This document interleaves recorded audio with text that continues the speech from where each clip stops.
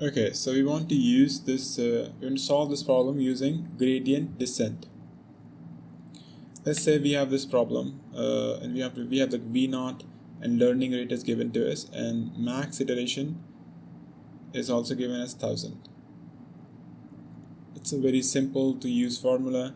If you basically say 1, 0.1, 1000 and press enter, and will give you speed versus cost immediately, and then it probably took it like 950 iterations, but it shows you the answers immediately, and that's how you use it.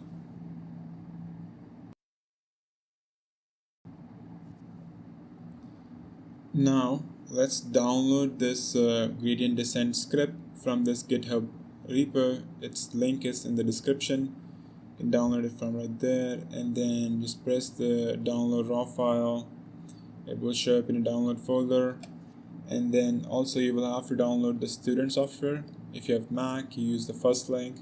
If you have Windows, you use the last link. Also the link for this website is also in the description, and that's it. And let's just do, that's the only thing that we download. And then we have to connect the calculator with the PC, and you have to use the USB cable, the same cable you use for charging a calculator. You connect it directly, and then look for the documents toolbox, and then go to Content Explorer, find the gradient descent, and then just drag and drop it into my library. You have drag this gradient descent which you have downloaded into my library folder. Make sure that you only download to my library, otherwise it might not work. Right, and then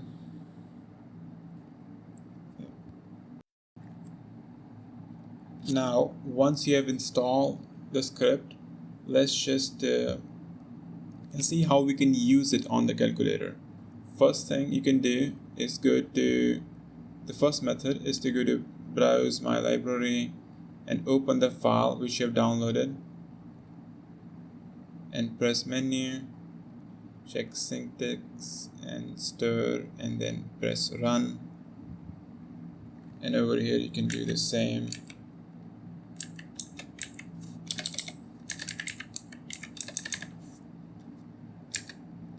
Right, very simple to do, but a much better method is to instead open a new document, add calculator, go to menu, first refresh the libraries, and then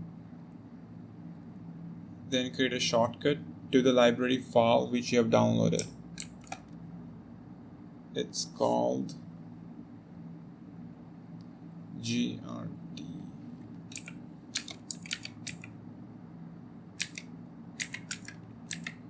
And then name any variable which is easy for you to remember. Let's just say G, just like that, and then you can call it just by typing G, and then as soon as you press dot, it will show you all the program's functions from that file. You press that and then immediately call it like this, and immediately get answers.